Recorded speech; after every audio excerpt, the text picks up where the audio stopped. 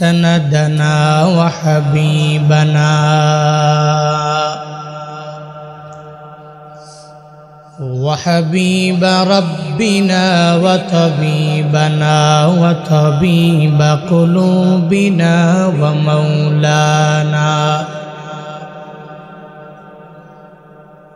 ومولانا محمدا عبده ورسوله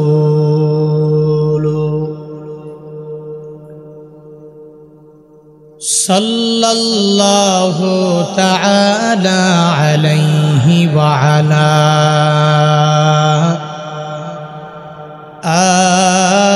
آله وأصحابه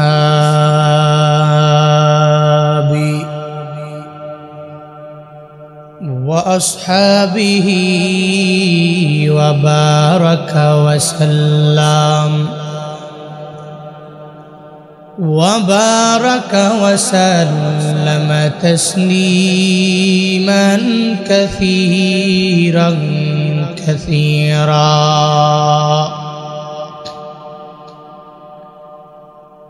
الذي أرسله الله تعالى بالحق بشيرا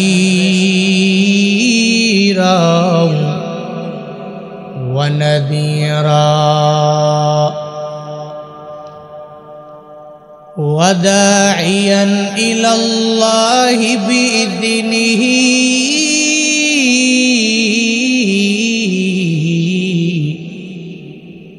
وسراجا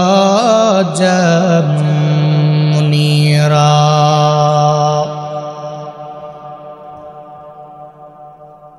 أما بعد فأعوذ بالله من الشيطان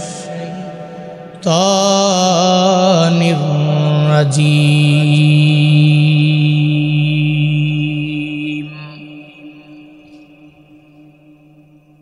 بسم الله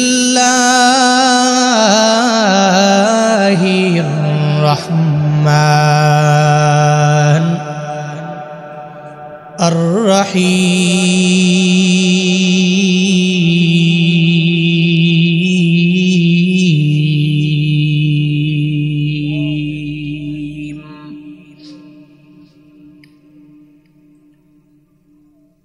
فبما رحمة من الله لنت لهم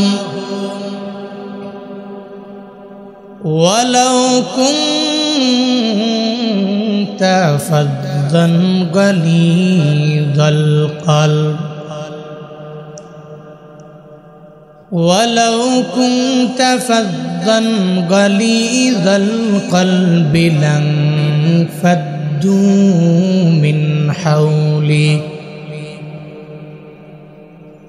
فاعف عنهم واستغفر لهم وشاورهم في الأمر فإذا عزمت فتوكل على الله إن الله يحب المتوكلين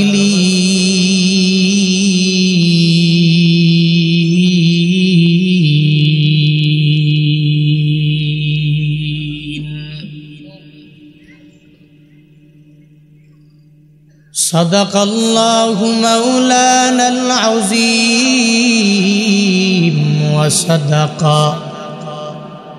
رسوله النبي الكريم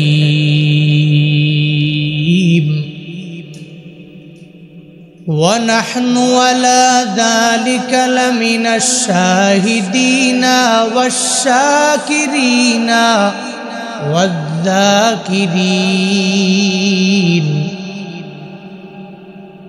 والحمد لله رب العالمين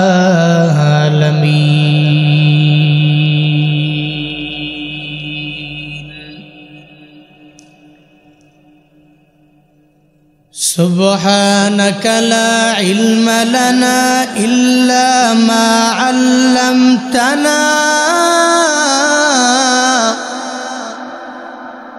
إنك أنت العليم الحكيم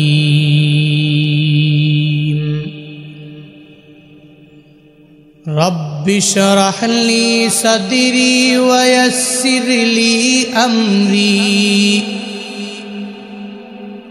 واحلل عقدة من لساني يفقه قولي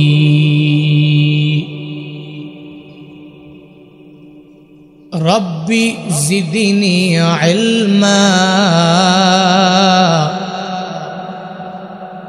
ربي زدني علما ربي زدني علما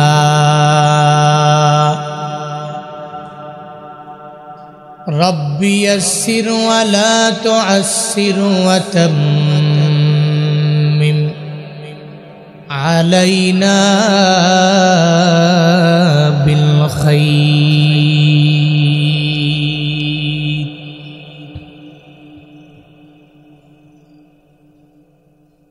मैं दूर हूँ मजबूर हूँ ऐ सैयद आलम मैं दूर हूँ मजबूर हूँ ऐ सैयद आलम दीदार दिखाते नहीं आवाज़ सुना दो दीदार दिखाते नहीं आवाज़ सुना दो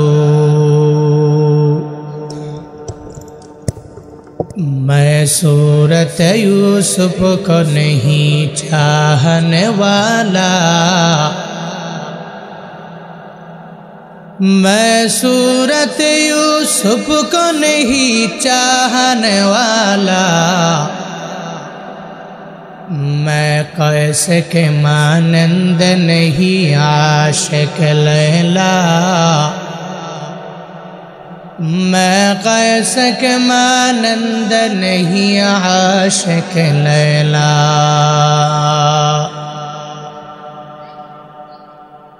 मैं आशिक मौला हूँ मेरा इश्क दवाना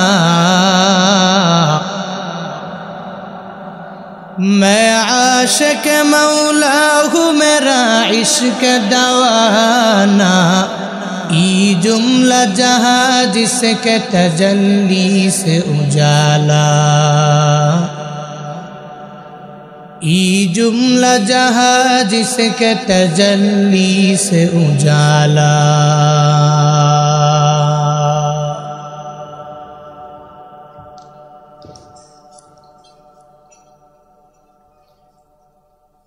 झापुआ निश्चिंतपुर जामे मस्जिद और उद्योग आयोजित हो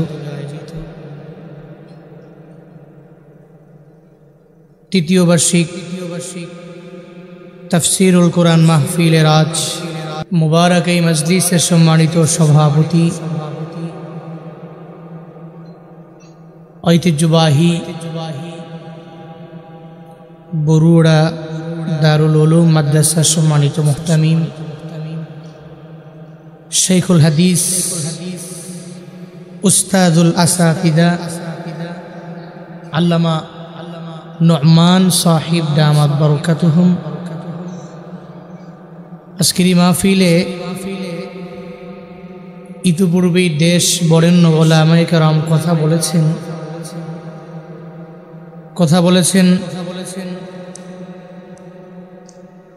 देशेर सारा जागान और सांस्कृतिक संगठन रबेर निर्वाही परिचालक हजरत मौलाना मुफ्ती सईद अहमद कलरब दामत बरकतुहुम आमार पूर्वी सुंदर सुरलित कण्ठे कुरान एवं हादिस थेके दिक निर्देशनामूलक बाणी आपनादेरके शुनिয়েছেন কুমিল্লার গর্ব, আপনাদের বরুড়ার কৃতি সন্তান, বিশিষ্ট ইসলামী চিন্তাবিদ, সুমধুর কণ্ঠস্বর বন্ধুবর হযরত মাওলানা আতাউল্লাহ বিন মুসলিম সাহিব দামাত বরকাতুহুম। আজকের মাহফিলের সম্মানিত প্রধান অতিথি, গালিমপুর ইউনিয়ন পরিষদের সম্ভাব্য চেয়ারম্যান প্রার্থী আলহাজ মোহাম্মদ বাচ্চু মিয়া। আজকের এই মাহফিলের সঙ্গীত পরিবেশনা করেছেন নাসির টিমের কিশোর শিল্পী আব্দুল্লাহ আল জুবায়ের, ঢাকা। আরও অনেকেই বাদ আল আসর থেকে নিয়ে পর্যন্ত কোরআন এবং হাদিস থেকে দিক নির্দেশনামূলক বাণী আপনাদেরকে শুনিয়েছেন। গভীর রাত, প্রচণ্ড ঠান্ডা, এই ঠান্ডার মাঝেও দিনের বেলা অক্লান্ত পরিশ্রমী মানুষগুলো পিঠ যখন বিছানা চায়, দুই চোখ যখন ঘুম চায়, এই সময়ে কোরআন এবং হাদিস থেকে কিছু কথা শোনার লক্ষ্যে আপনারা এসে বসে আছেন। শুরুতেই আমাকে উচ্চ কণ্ঠে উচ্চ আওয়াজে জবাব দিবেন, মুবারক এই মজলিস পেয়ে আপনারা খুশি না বেজার? এত আসতে বললেন, খুশি না বেজার? কম না বেশি? মুসলমান যিনি, এই ব্যক্তি এই মোবারক মজলিসগুলো পেলে অনেক মাত্রায় খুশি হয়। কেন? কারণ হলো এই যে মাহফিলগুলো বাদ আল এশা থেকে নিয়ে এই পর্যন্ত হয়েছে,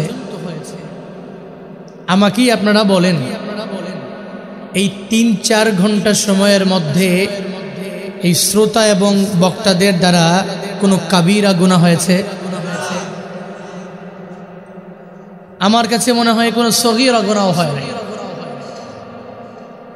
সওয়াবের সাবজেক্টটা যদি আমি এক পাশে রাখি, যদি আমি গুনাহের দিকটাকেই প্রায়োরিটি দিই, তাহলে সগীরা এবং কাবিরা গুনাহ থেকে প্রত্যেকেই বিরত ছিলাম এই ৩-৪ ঘন্টা। তো নিঃসন্দেহে বলা যায় এই মজলিস মুতাবাররাক, বরকতে ভরপুর। এই জন্য এই মজলিসগুলো নেকের মজলিস। এখানে আসলে একজনে আরেকজনের সাথে মিথ্যা বলার সুযোগ থাকে না, গীবাত করার সুযোগ থাকে না, দোষ চর্চা করার সুযোগ থাকে না। এখানে আসলে মানুষ সংশোধন হওয়ার লক্ষ্যে আসে, কিছু কথা শুনবে, বাস্তব জীবনে গিয়ে অন্তত পক্ষে ইয়ারলি না করতে পারলেও উইকলি ট্রাই করে। এখন বছর ভিত্তিক চুক্তি, 1 বছর যেই মাহফিল শূন্য সবাই আল্লাহওয়ালা হয়ে যাবে, অলি হবে, বিষয়টা কিন্তু এমন না। তবে এখান থেকে এমন কিছু ব্যক্তি আছে যারা এই মাহফিলগুলো শোনার পরে অন্তত পক্ষে আগামী 1-1.5 মাস, 2 সপ্তাহ, 3 সপ্তাহ একটু নামাজ রোজা আমলের লাইনে একটু অগ্রগামী হবে। আর এটাই উদ্দেশ্য, অন্তত পক্ষে কিছু মানুষ ভালো হোক, কিছু মানুষ দিনের আলোচনা শুনো। এজন্য এই নেকের মজলিস আপনারা আসতে পেরেও খুশি হয়েছেন। শুরুতেই এই নেকের মজলিসের আয়োজন যারা করেছেন, প্রত্যেকের জন্য একটু দোয়া করার প্রয়োজন আছে কি নাই? দোয়া করছি আল্লাহ পাক যারাই আয়োজন করেছেন প্রত্যেককে দুনিয়া এবং আখেরাত উভয় জগতে কল্যাণকামীদের অন্তর্ভুক্ত বানায়া দেন, সকলে বড়ি আমিন। সর্বোপরি শুকর ওই রবের, যে আল্লাহ পাক আমাদেরকে এই মুবারক মজলিসে আসার, বসার, কিছু বলার এবং শোনার মতো তৌফিক দান করেছেন। ওই রবের দেওয়া জবান দিয়ে, রবের দেওয়া শক্তি দিয়ে, রবের শেখানো কালিমাতুর শুকর সকলে প্রাণ খুলে মন উজাড় করে চিল্লায় একবার করে সমস্বরে পড়ি আলহামদুলিল্লাহ।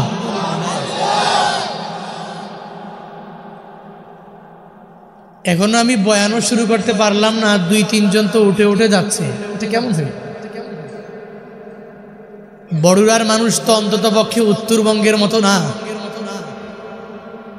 উত্তরবঙ্গে এবছর আমি যেই পরিমাণ প্রোগ্রাম করেছি, গত 10 দিন যাবত টানাই উত্তরবঙ্গে ছিলাম। ওদিকে সব জেলা অলরেডি ক্যাপচার করা শেষ। ওখানকার নিয়ম হলো বক্তাদের যার সুর ভালো, এদের বয়ানগুলো একটা ভালো করে শুনে এরা বসে। আর একটু যদি সুর দিতে দেরি হয় তো একজন ওঠে, এমনটা না, একজনে আরো 10 জন রে প্রলোভন দিয়া চল এই বক্তার বয়ান ভালো হবে না। আর এত পরিমাণ এক্সপিরিয়েন্স নিয়ে শ্রোতারা বসে, বক্তার সালাম আর খুতবা শোনার পরেই বুঝতে পারে বক্তা কি বয়ান করবে। বুঝতে পারছেন? এই হল হালত। অন্তত পক্ষে ওনাদের এলাকায় বাংলাদেশের বড় বড় বক্তারা যায় কম, ওনাদের এলাকায় বড় বড় প্রোগ্রাম হয় কম, একটু অধিকাংশ মানুষগুলোই শিক্ষার দিকে একটু দূরে, খুব কম মানুষ শিক্ষিত। এটা হতে পারে। অন্তত পক্ষে আমার কুমিল্লায় যে শ্রোতাগুলো আছে এরা তো অ্যাক্টিভ হতে পারে না, এরা অ্যাক্টিভ, এরা বয়ান শুনে এবং বাস্তব জীবনে আমল করার জন্য চেষ্টা করে। এরা হক বাতিল বুঝে। বয়ান শোনা কেমনে শোনা লাগবে, কেমনে বসা লাগবে অতটুকু বুঝে। কারণ এই বরুরা দারুল উলুম বরুরা মার্কাস, এক কেন্দ্রবিন্দু। সারা বাংলাদেশ উলামায়ে কেরাম যেই কেন্দ্রবিন্দুকে, যে মার্কাসকে, যে মাদ্রাসাকে এক নামে চিনে, বরুরা, বরুরা মাদ্রাসা সবাই চিনি। আপনারা ওই বরুরার লোক, আপনারা তো একটু অ্যাক্টিভ হওয়া লাগবে নাকি ইনশাআল্লাহ। কক্সবাজারের এক প্রোগ্রামে গত 2 বছর আগে রামুতে প্রোগ্রামে গেলাম। একজন আমারে কইতাছে, হুজুর আপনার বাড়ি কই? আমি কই কুমিল্লায়। হুজুর আমি বরুরা মাদ্রাসায় পড়েছি। বাড়ি কই? আমার বাড়ি রামু। তবে আজ থেকে আর অনেক বছর আগে আমি বরুরা মাদ্রাসায় পড়েছি। এখনো ওই বরুরা মাদ্রাসার বাজার, মাদ্রাসা কোথায় কোন দিকে কি, এই সব আমার অন্তরে আমি গেঁথে রেখেছি। এই বিষয়টা ভালো লাগা, এটা আসলেও ভালো লাগা। এজন্য আপনারা ওই এলাকার লোক ধৈর্য সহকারে একটু বসলে আমি কিছু কথা বলবো। আপনাদের বাড়ি বরুরা, ঝলম, তারপরে নবাবপুর, ওদিকেই তোমার বাড়ি। এখান থেকে অনেক বেশি দূরে এমনটা না। আমার বাড়ি চান্দিনা, আপনার বাড়ি বরুরা, অনেক বেশি ডিস্টেন্স এমনটা না, পাশাপাশি 2 উপজেলা। সো আমরাই কিছু মুজাকারা করব, কিছু কথা বলবো। একটু ধৈর্য সহকারে আখিরি মুনাজাত পর্যন্ত আমরা বসতে পারবো তো ইনশাআল্লাহ। আর যারা বয়ান শুনেছেন অনেক, এটা মানতে পারি এবং বিশ্বাস করি। সাঈদ আহমদ বাংলাদেশের প্রথিতযশা উলামায়ে কেরামদের মাঝে একজন, সুন্দর কথা বলেন, আপনাদেরকে শুনিয়েছেন। আতাউল্লাহ বিন মুসলিম কণ্ঠ হেভি সুন্দর, সুন্দর বলতে পারেন, বলেছেন, আপনারা শুনেছেন। এজন্য বয়ান শোনার আর বাকি নেই। আমি আর কি বলবো, একটু অগুছালু ভাবে যাই বলি, আল্লাহ পাক বলার তৌফিক দান করেন। খুতবায় যে আয়াতটি পড়েছি আল্লাহ পাক রব্বুল আলামিন ওই আয়াতে আমার নবীর কি পরিমাণ মায়া আর দয়া এটা বর্ণনা করেছে। বলেন তো রহমাতুল লিল আলামিনের পুরো দেহ মুবারক কি মায়া দ্বারা ভরা না ক্রোধ দ্বারা ভরা? বলেন তো। মায়া। কারণ আল্লাহ পাক নবীরে মায়া কইরাই দুনিয়াতে পাঠাইছে। মায়া, দয়া, রহমত, করুণা এগুলা বানাইয়াই নবীরে পাঠাইছে। ফাবিমা রাহমাতিম মিনাল্লাহি লিনতা লাহুম ওয়ালাউ কুনতা ফাযযান গালিযাল কলব ওয়ালাউ কুনতা ফাযযান গালিযাল কলবি লানফাদ্দু মিন হাওলিক ফাফু আনহুম ওয়াস্তাগফির লাহুম ওয়াশাবিরহুম ফিল আমর فإذا عزمت فتوكل على الله إن الله يحب المتوكلين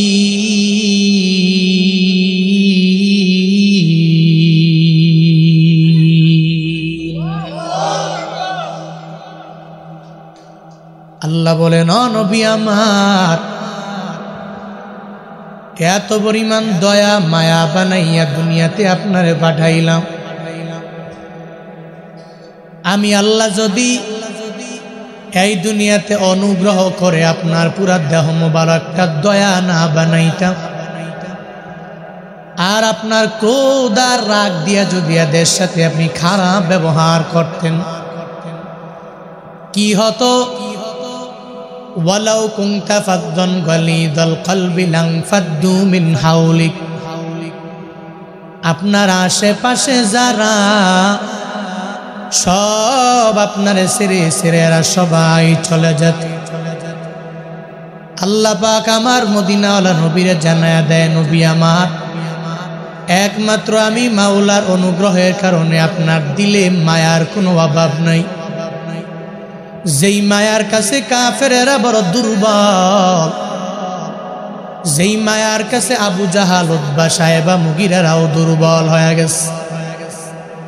দিনের বেলা ওই নবীর যত পরিমাণ বিরোধিতা এরা করে, রাতের বেলা করে না। দিনের বেলা কয় মুহাম্মদের দরবারে যাওয়া যাবে না, কিন্তু রাতের বেলা ওই নবীর কোরআন শোনার জন্য এরা লাইন ধরে যায়। আবু জাহাল কয়, উতবা, ওই নবীর তিলাওয়াত শোনার জন্য রাতের বেলা যাবি না। আবু জাহাল কয়, সাহেবা, ওই নবীর তিলাওয়াত শোনার জন্য রাতের বেলা যাবি না।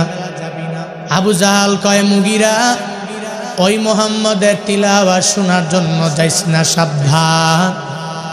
অথচ দেখা গেল রাতের বেলা আবু জাহাল সবাইরে মানা করে, উনি সিরিয়ালে প্রথম দাঁড়াইয়া ওই নবীর তিলাওয়াত শোনার জন্য পাগল পারা। আল্লাহ পাক বলেন, ওই নবীকে আমি আল্লাহ এত পরিমাণ দয়া বানালাম, কি পরিমাণ মায়া বানালাম। ওই মায়ার কারণে নবীর হাতে কালেমা পরে পরে কাফেরেরা পর্যন্ত মুসলমান হয়ে যায়। অন্যান্য ধর্মাবলম্বীরা যখন ওই মক্কার জমিনে ঢুকে, আবু জাহাল কয়, কই যাবা? বলে মুহাম্মদের দরবারে যাব। ওখানে যাইস না, কত পাগল, ওর কাছে গেলে তুইও পাগল হয়ে যাবা। কি যেন আল্লাহর কথা বলে। মানুষগুলো যখন আমার নবীরে পাগল বলে, তখন এরা আরো কৌতূহল বেড়ে যায়, এই পাগলটারে তো একটু দেখা লাগবে। এরা তখন এই চিন্তা নিয়ে আগাইয়া যায়। আর আমার নবীকে দেখার জন্য এরা যাইয়া কালেমা পরে পরে এরা মুসলমান হয়ে যায়। যতগুলো মানুষ আমার নবীর কাছে গেল, ওই নবীর আখলাক এত সুন্দর, ওই নবীর চরিত্র এত পরিমাণ সুন্দর, ওই নবীর ব্যবহার এত পরিমাণ সুন্দর, নবীর কাছে গিয়া গিয়া কালেমা পরে এরা মুসলমান হয়ে যায়। ইমামুল আউয়ালিন আল আখিরিন বহরে সদকা রহমাতাল লিল আলামিন, শুদ্ধ ওজুদাস রহমাতাল লিল আলামিন, মসজিদে ও শুদ্ধ হামারো এ জমিন, সৈয়দুল কাউনাইন খতমুল মুরসালিন, আখিরামত বুদ ফখরুল আউয়ালিন।